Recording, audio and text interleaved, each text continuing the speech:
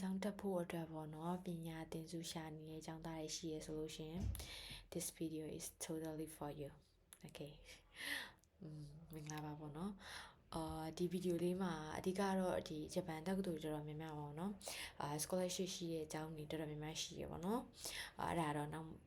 မှပြန်ပြီး sharing လုပ်ပေးပါမယ်အခုကတော့ကိုလက်ရှိတက်နေတဲ့ဒီ APU ရဲ့ scholarship အကြောင်းကိုအရင်ဆုံး sharing လုပ်ပေးပါမယ်ပေါ့နော်ပထမဆုံးအနေနဲ့ APU မှာကျောင်းဆိုင်ရှောက်မယ်ဆိုလို့ရှိရင်ပေါ့နော်ရှောက်လို့ရတဲ့ scholarship type နှစ်ခုရှိရပေါ့နော်ပထမတစ်ခုကဘာလဲဆိုလို့ရှိရင်ဒီကျောင်းလာကနဲ့ပတ်သက်ပြီးတော့ scholarship ပေးရပါတော့နောက်တစ်ခုကဘာလဲဆိုလို့ရှိရင်ဒီ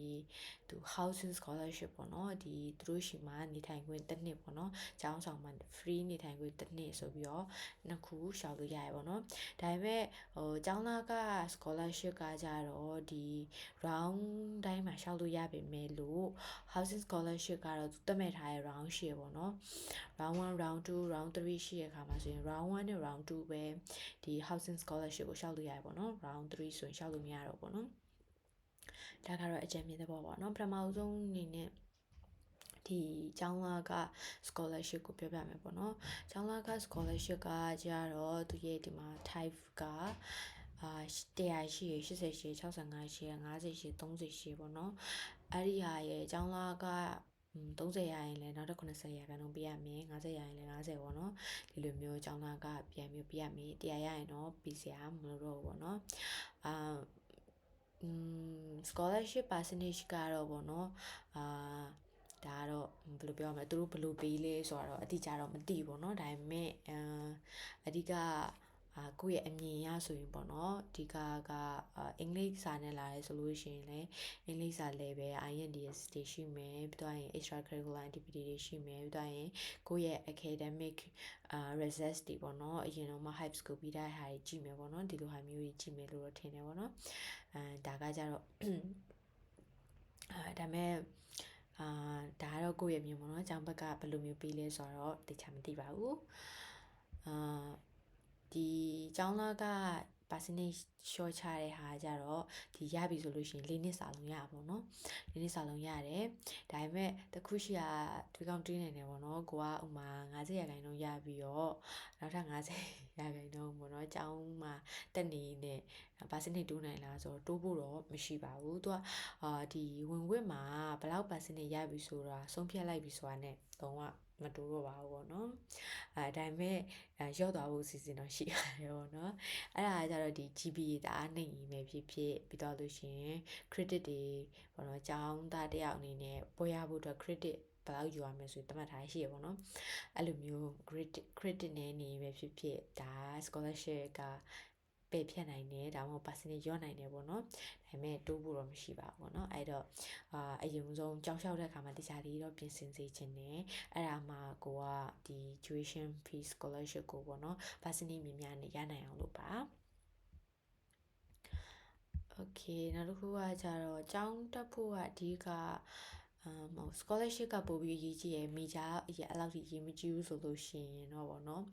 များသောအားဖြင့်ဒီမှာ scholarship များများရတာ APS student တွေပေါ့နော် Asia Pacific Study ကိုယူတဲ့သူတွေက scholarship percentage များကြတယ်လို့ထင်တယ်ဗောနော်အမြင်ရပြောတာပါ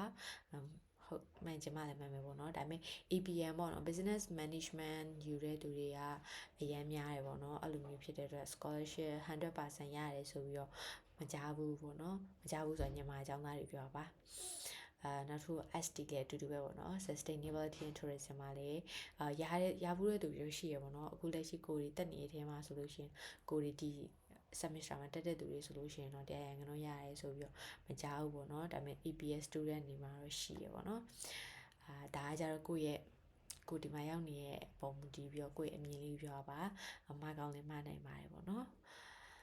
Okay ဒါကတော့ graduation retention scholarship ပေါ့နော်ကျောင်းလာကနဲ့ပတ်သက်တဲ့ဟာခုနပြောတဲ့ဒီ housing နဲ့ပတ်သက်တဲ့ဆိုလို့ရှိရင်လည်းဒီ first round နဲ့ second round မှာရှောက်လို့ရရပေါ့နော်နောက်တစ်ခုကကြတော့ကျောင်းသားဖြစ်ပြီးတော့ရင်ရှောက်လို့ရတဲ့ scholarship တွေပေါ့နော်အဲ့ဒါကကြတော့အဓိကကတော့ဘာပုံမူတည်လဲဆိုရင်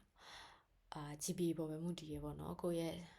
semester second semester နဲ့စလျှောက်လို့ရမှာပေါ့နော် first semester မှာကျတော့ကိုယ့်ရဲ့ GPA မရှိသေးဘူးလေနော်အဲ့တော့ second semester ကနေပြီးတော့ဒီကျောင်းသားတွေအနေနဲ့ပေါ့နော်ဒီကျောင်းမှာကျောင်းသားဖြစ်သွားပြီလုံးဝကျောင်းတက်ပြီဆိုမှလျှောက်လို့ရတဲ့ scholarship တွေကတော့အများကြီးရှိပေါ့နော်အဲ့ဒါကကျတော့ဒီကိုနောက်ပိုင်းမှာကျောင်းတက်တဲ့အခါမှာ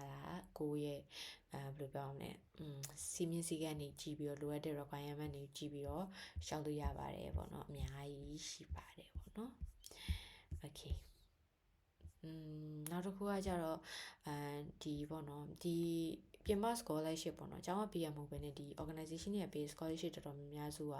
ဂျပန်ကပေးတာဖြစ်တဲ့အတွက်ပေါ့နော်ဂျပန်လို essay ရေးရတာတွေ interview ဖြေရတာတွေရှိနိုင်တယ်ပေါ့နော်အဲ့ဒီခါကျလို့ရှိရင်လည်းဂျပန်စာကမဖြစ်မနေလိုလာပြန်တယ်ပေါ့နော်အဲ့ဒါကြောင့်မလို့အခုတည်းကနေပြီးတော့ဂျပန်စာကိုကြိုပြီးတော့ပြင်ဆင်ထားတာအကောင်းဆုံးပါပဲကိုရီဆိုလို့ရှိရင်လည်းပေါ့နော်ဂျပန်စာအရင်မရသေးဘူးပေါ့နော်မရသေးဘူးဆိုတော့တော်တော်မရသေးဘူးအဲ့လိုမျိုးဆိုပြင်ဆင်လာတာအကောင်းဆုံးပါပဲပေါ့နော် okay ဒါကတော့ဒီ APU မှာလက်ရှိပေါ့နော်ရနိုင်တဲ့ scholarship တွေအကြောင်းပြပြပါနောက်ထပ်သိချင်တာရှိရင်လည်းမေးလို့ရပါတယ် bye bye